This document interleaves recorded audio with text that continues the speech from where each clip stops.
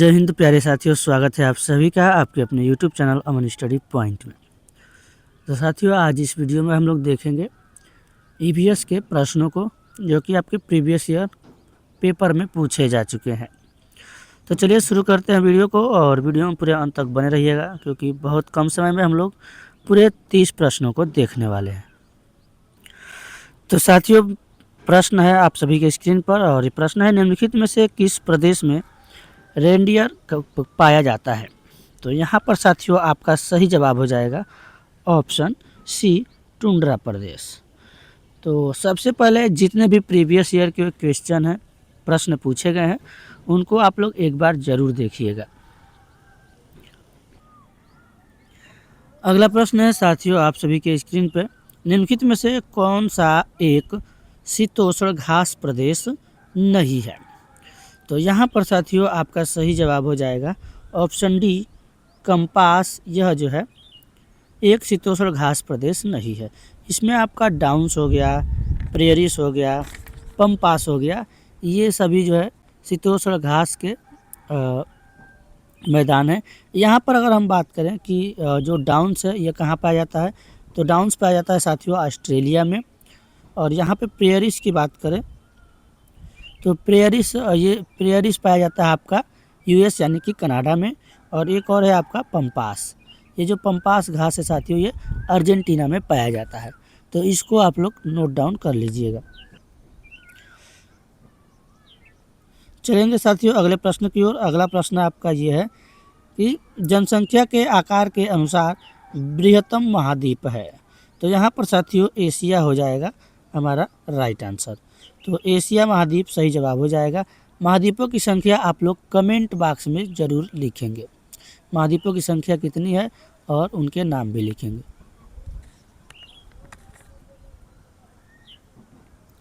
तो चलेंगे अगले प्रश्न की ओर, देखेंगे अगले प्रश्न को। अगला प्रश्न है साथियों कि भारत में थारू जनजाति कहाँ निवास करती है। तो जो थारू जनजाति है साथियों, तो यहाँ पर साथियों हमारा सही जवाब हो जाएगा इस प्रश्न का ऑप्शन डी। जो थारू जनजाति है साथियों यह भारत के सीमावर्ती तराई क्षेत्रों में पाई जाने वाली एक जनजाति है। तो उत्तर प्रदेश के तराई क्षेत्र में यह पाई जाती है। यहाँ पर हम लोग डी के साथ आंसर लगाएंगे। चलेंगे अगले प्रश्न की ओर। अगला प्रश्न है साथियों कि भिलाई इस्पात संयंत्र स्थित है। तो यह साथियों स्थित है छत्तीसगढ़ में। आंसर हो जाएगा हमारा ऑप्शन ए के साथ आंसर लगाएंगे।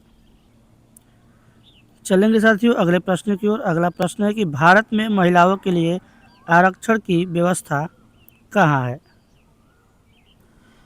तो साथियों सही जवाब हो जाएगा ऑप्शन बी, पंचायती राज संस्थाओं में महिलाओं के लिए आरक्षण की व्यवस्था की गई है। और यह कब लागू किया गया था, तो यह 73वें संविधान संशोधन में 24 अप्रैल 1993 से लागू किया गया था। चलेंगे अगले प्रश्न की ओर। अगला प्रश्न है कि किसी राज्य के राज्यपाल की नियुक्ति के लिए कम से कम क्या उम्र होनी चाहिए। तो सही जवाब हो जाएगा साथियों ऑप्शन सी, 35 वर्ष उम्र होनी चाहिए। अगला प्रश्न है यहाँ पर सूची का जो है सूची 1 और सूची 2 को जो है इससे मिलाना है, यानी सही कूट को चुनना है। तो ये प्रश्न है आप सभी के स्क्रीन पर दिया गया है, आप देख सकते हैं। भारतीय संघ, राज्य, नगर निगम और ग्राम पंचायत। तो यहाँ पर साथियों हमारा जो भारतीय संघ है ये जाएगा प्रधानमंत्री के साथ, और राज्य जो है ये जाएगा राज्यपाल के साथ। अब आप यहाँ से इतना अगर जानते हैं राज्य राज्यपाल, तो बाकी आप ऑप्शन से मिलाकर आंसर लगा सकते हैं कि ए जाएगा ए के साथ। अब बाकी किसी ऑप्शन में ए के साथ ए नहीं है, तो ये तीनों हमारे ऑप्शन गलत हो जाएंगे, यानी कि ए ऑप्शन ही हमारा सही हो जाएगा। अब इसके हिसाब से भी आप अपना आंसर लगा सकते हैं, यानी बी हमारा सी के साथ सही है, और सी नगर निगम ये चला जाएगा हमारा डी के साथ, यानी मेयर। और ग्राम पंचायत ये हो जाएगा सरपंच या फिर प्रधान या फिर मुखिया जो भी होता है। तो इस प्रकार हम लोग आंसर लगा सकते हैं। तो चलेंगे साथियों अगले प्रश्न की ओर। अगला प्रश्न है आप सभी के स्क्रीन पर कि अनुच्छेद 356 का प्रथम प्रयोग कब और कहाँ हुआ था। तो इसका साथियों प्रथम प्रयोग हुआ था केरल में, और कब हुआ था यहाँ पर सन भी दिया गया है 1959 में। तो आंसर लगाएंगे डी के साथ। चलेंगे अगले प्रश्न की ओर, और ये अगला प्रश्न है कि नगर निगम द्वारा कौन सा कर लगाया जा सकता है। तो चुंगी कर, गृह कर जिसे हम संपत्ति कर भी कहते हैं, मनोरंजन कर। चुंगी कर में जैसे कि टोल कर आता है, यानी किसी कोई भी सामान आयात निर्यात होता है, जो बाहर से सामान मंगाए जाते हैं उन पे ये टोल कर या फिर चुंगी कर लगाए जाते हैं, इसके अंतर्गत ये टोल कर भी आता है। तो उपरोक्त सभी आंसर होगा। ये बी वाला ऑप्शन डी पे देना चाहिए था, तो उपरोक्त सभी हो जाएंगे। फिलहाल कोई दिक्कत नहीं है, इसी में है ऑप्शन, हम लोग बी के साथ आंसर लगाएंगे। अगला प्रश्न साथियों, सन 1853 में भारत की पहली यात्री ट्रेन चली थी। तो ये चली थी साथियों ये बम्बई से थाड़े के बीच चली थी। आंसर हमारा हो जाएगा डी के साथ आंसर लगाएंगे। चलेंगे अगले प्रश्न की ओर। एशिया का सबसे बड़ा पशु मेला आयोजित होता है, तो यह साथियों पुष्कर में होता है। तो आंसर लगाएंगे हम लोग ऑप्शन ए के साथ। ये जो मेला है साथियों पूरे 1 महीने तक चलता है। अगला प्रश्न देखेंगे कि राष्ट्रीय एकता परिषद की स्थापना हुई। तो राष्ट्रीय एकता परिषद का जो गठन है साथियों, स्थापना जो है यह आपका हुआ था 1961 में। तो 61 है हमारा ऑप्शन डी में, डी के साथ आंसर लगाएंगे। और इसकी पहली बैठक हुई थी 1962 में। अगर बैठक पूछी जाए कि बैठक कब हुई थी, तो पहली बैठक हुई थी साथियों 1962 में। स्थापना की बात की गई है तो 1961 आंसर लगाएंगे।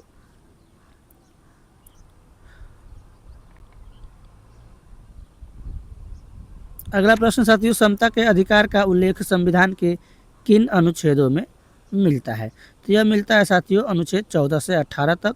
डी के साथ आंसर लगाएंगे। चलेंगे अगले प्रश्न की ओर। यहाँ पे पूछा गया कि किस देश में लचीला संविधान लागू है। तो लचीला संविधान साथियों लागू है यूके में, यानी कि यूनाइटेड किंगडम। ऑप्शन में आपको ब्रिटेन भी देखने को मिल सकता है। तो बी के साथ आंसर लगाएंगे। चलेंगे अगले प्रश्न की ओर, और अगला प्रश्न है आप सभी के स्क्रीन पे।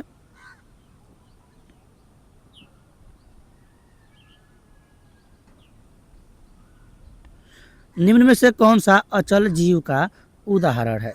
तो यहाँ पर साथियों आपका सही जवाब हो जाएगा यूप्लेटेला। यहाँ पर सी के साथ आंसर लगाएंगे। कह रहा कि प्रोटीन अणुओं की इकाई है। तो यहाँ पर साथियों हमारा सही जवाब जाएगा ऑप्शन ए के साथ अमीनो अम्ल। ये प्रोटीन अणुओं की इकाई है। चलेंगे अगले प्रश्न की ओर।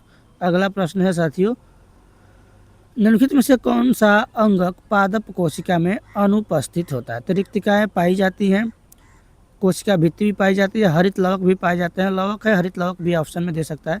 यहाँ पर जो नहीं पाया जाता है, अनुपस्थित होता है, वो ऑप्शन बी हो जाएगा, तारक काय नहीं पाया जाता है। अगला प्रश्न है कि मनुष्य के शरीर की सबसे बड़ी ग्रंथि कौन सी है।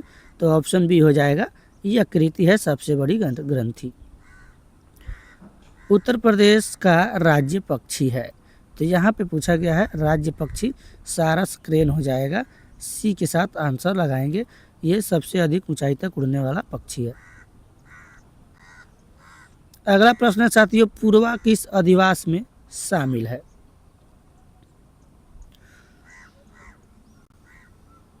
तो ये साथियों हो जाएगा ऑप्शन डी, ग्रामीण में। यानी ये कई गांवों का समूह होता है, जो कि इसके बीच में, जो गांवों के बीच में क्या होती है, थोड़ी सी दूरी होती है, यानी दूर दूर पे बसे होते हैं गांव ये। इसलिए इससे जो है ये पूर्वा अधिवास में शामिल है।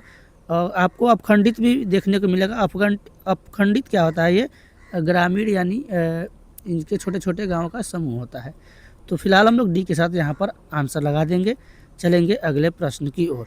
कौन सा ज्वालामुखी पर्वत है। तो यहाँ पर किलिमंजारो, ऑप्शन बी सही जवाब हो जाएगा।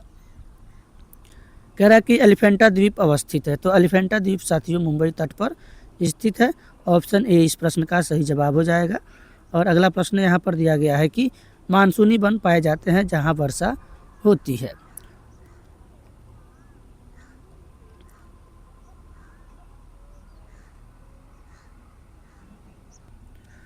तो इस प्रश्न का सही जवाब हो जाएगा साथियों ऑप्शन सी, जहाँ पे मानसूनी वन पाए जाते हैं जहाँ पे 70 से 200 सेंटीमीटर तक वर्षा होती है। ऑप्शन में कहीं आपको 100 से 200 भी देखने को मिल सकता है या फिर 150 से 200। तो यहाँ पर आप आंसर लगाएंगे, ये 150 वाला नहीं होगा, हमारा 70 से 200 वाला ही आंसर हो जाएगा। 100 से 200 भी ऑप्शन यहाँ पर आपको देखने को मिल सकता है। तो चलेंगे साथियों अगले प्रश्न की ओर। अगला प्रश्न है कि कार्बी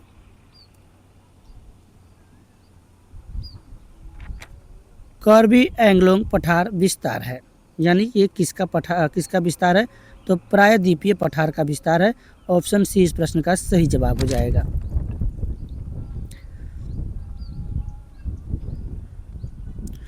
चलेंगे अगले प्रश्न की ओर। अगला प्रश्न है साथियों आप सभी की स्क्रीन पर, संसार का सर्वाधिक समस्याकारी जलीय खरपतवार जिसे बंगाल का आतंक भी कहा जाता है, यहाँ पर पूछ रहा है वह कौन है, यानी कौन सा है इसमें? तो यहाँ पर देखेंगे एकोर्निया क्रॉसिपस दिया गया है, यहाँ पर इकोर्निया भी दिया रहता है। तो इकोर्निया भी यहाँ पर इसका प्रोनाउंसिएशन यानी उच्चारण होता है, जिसे हम लोग जलकुंभी के नाम से जानते हैं। आपके यहाँ भी अगर तालाब होंगे तो तालाबों में आपने देखा होगा जलकुंभी, उसमें जो है नीले नीले और सफ़ेद फूल खिलते हैं जो कि बहुत ही अच्छा लगता है। और उसकी खूबसूरती को देखकर ही जो है इसे लाया गया था।